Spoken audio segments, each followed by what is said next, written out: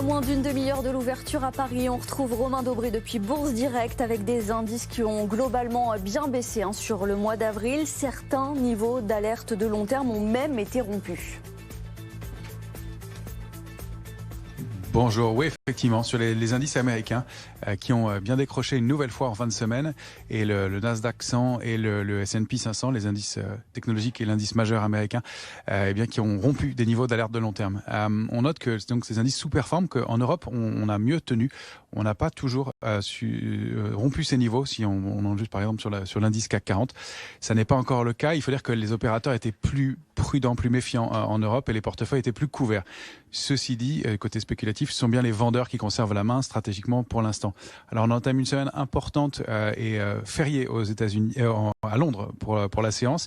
Ce sera férié jusqu'à mercredi aussi en Chine, et des rendez-vous macroéconomiques importants dès aujourd'hui avec les indices PMI manufacturiers en Europe et aux États-Unis.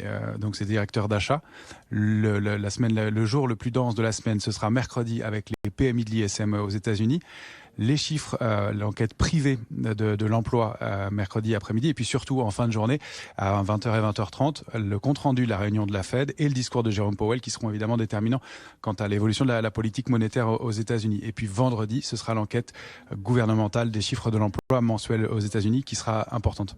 Côté microéconomie, après les publications des grandes technologiques américaines, eh bien ce sera en France qu'on va se tourner avec mardi BNP notamment, et puis la grosse journée ce sera jeudi avec Stellantis, Crédit Agricole, Airbus, AXA, Legrand et Société Générale qui publieront. Donc pour l'instant, l'indice parisien est attendu en baisse de 1,5% environ.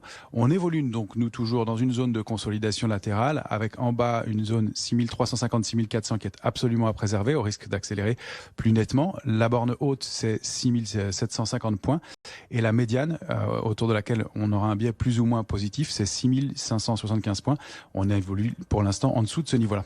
Romain Dobré depuis